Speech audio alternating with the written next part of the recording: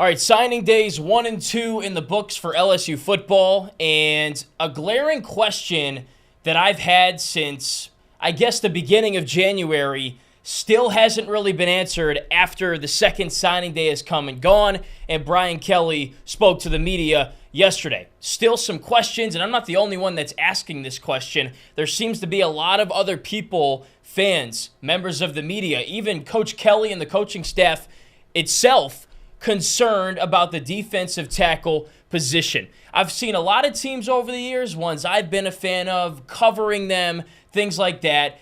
In the offseason, you've got so much time. You'll ask these questions. You'll ponder with things about football teams heading into the next season.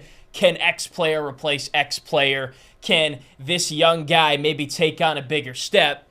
I don't think I've ever seen with a team that I've covered or been a fan of a position group as depleted as the defensive tackle position is for LSU football right now. We've covered this a lot. I've spoken about it multiple times since January really flipped and we started a new year, because at that time, LSU was playing in the bowl game, ReliaQuest Bowl, and after that, you saw the coaching changes. Matt House, most of the defensive assistants fired, whatever, they're moving on, and then you get the player decisions on if they're returning, if they're leaving, and I don't think that the staff was ready for, nor had a plan for, we can argue whether they should have had one or not, what the results of that were. You had Mason Smith, a guy that I think many of us thought would come back, decide to leave.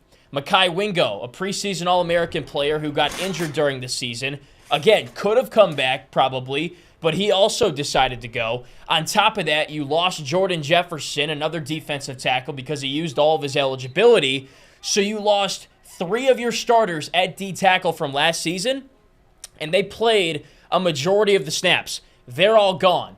And with the coaching changes you had, from Coach O leaving to Brian Kelly stepping in, when that happens, there's an awkward period of time where you struggle to recruit, you struggle to maintain guys on your roster, and people started leaving. And we saw it even this season, the transfer portal, defensive line.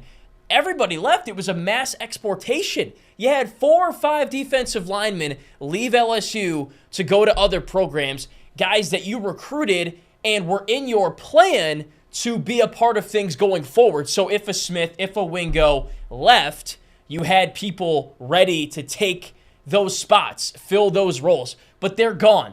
So I'm not going to bore you with names with who's back for the defensive tackle position. I've talked about it ad nauseum. If you want names, you can find them, but you don't really know most of these names. What you have back, I'll give you one, Jacobian Guillory. He's a guy that started some games, has played some big snaps at D tackle. He is back. I actually saw him on campus recently, so that's the one guy you can count on and rely upon.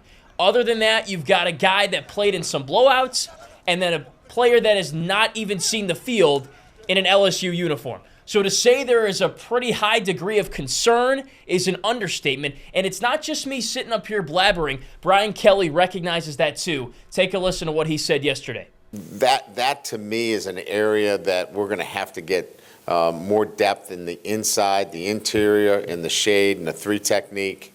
And we're going to continue to look at where we can continue to grow there. We're still recruiting, and we'll continue to do that. We have the spring portal that we'll address as well. So there are any transfer opportunities within the SEC, but there are opportunities in the spring outside the SEC. So we're vigilant. We're on it. We know where we need to continue to build depth. And we like the guys we have on campus, so we know where we need to continue to grow.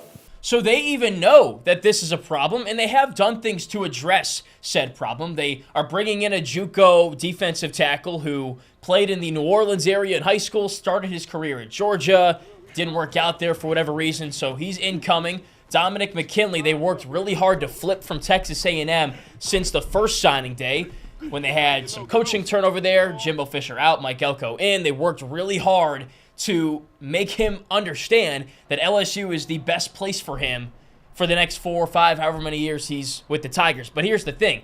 He's a 5-star, Dominic McKinley, one of the top defensive lineman prospects. Does that mean he's ready-made to be an SEC defensive tackle? We don't know. And it's so difficult to step in your first year in college and play significant snaps at that position. You've got to be in the right frame, not only mentally but physically. Like, you have to be filled out. You need really an offseason or two to go through a college training system just to get your body ready. Not to mention the X's and O's and the practices and understanding how to play this game at the collegiate level and the SEC level. So we're putting all our chips in the basket, all our bread in the basket, whatever, on this 5-star freshman. You can't do that. You really can't. You can't put that much pressure on a guy to perform at that level. It's just unrealistic. So right now, there's a couple months until May, and sometimes you'll see rosters add guys or, teams add guys between now and May. So they've got to go out there. They've got to find some junior college guys that maybe didn't sign with colleges, are still looking for opportunities, or go back into the transfer portal when it reopens to bring guys back, go and get other guys. Look, it's just an unfinished product right now, a defensive tackle. And seriously, if there's nothing done about it, I don't know what you're going to do this season. Like, it's not something that will hurt you in the future if you can address it now, like 2 or 3 years from now. But you got to play football in 2024. And you can't do that with 3 defensive linemen, one of which has played significant snaps of college football. I mean, that can't happen. So I'm not blaming Brian Kelly. I'm not blaming the coaching staff, because a lot of it is a product of the craziness of a couple of years ago when they, let Coach O go and brought Kelly in, guys transferring, decisions you couldn't plan on, whatever it might be. But what they have done is bring in McKinley, fix the coaching staff. That went a long way in getting McKinley to commit to LSU, bringing in Bo Davis to coach the interior defensive line, Kevin Peoples to coach the edges. You got a great staff, and that should be more of a reason for kids to want to come and play for your program and take a chance on playing for LSU. But you got to get the guys here, because right now you've got big problems. Now, Coach Kelly also did say they're trying to cross-train some players, so maybe bring some defensive ends into the interior, maybe bring some offensive linemen that probably aren't going to crack the depth chart in the 1 or the 2 deep to that defensive side of the ball. He didn't give any names, didn't get into specifics, but you've got to do whatever you can to put literal bodies in that defensive line room, because that might be your biggest Achilles heel next year. Right now, it's not looking good. And I'm glad, if anything, that Coach Kelly has the same level of concern and awareness with this situation as we do. So now what will they do about it? I think you've got to go find some junior college guys. You got to find a way to bring 1 or 2 more in through the transfer portal, because, again, you can't rely on a freshman. And right now, what you're relying on are 3 guys, basically, that are back. Maybe there's a couple walk-ons, whatever. Some other incoming freshmen that, what is the realistic possibility that they could see the field and be a contributor, right, in year 1? It's not very likely. And you're also relying on some very backup offensive linemen to somehow, some way transform into defensive linemen in the matter of 6 or 7 months. It could be done, just the chips and the deck is really stacked against you. So more needs to be done about it, but there is a defensive line crisis. I mean, we've known that for a while. I'm glad that the coaching staff recognizes that, and hopefully now, with the new staff in place and the understanding that something needs to be done about this, they can rectify this situation here as we get into February, March, and April. So stay tuned on that.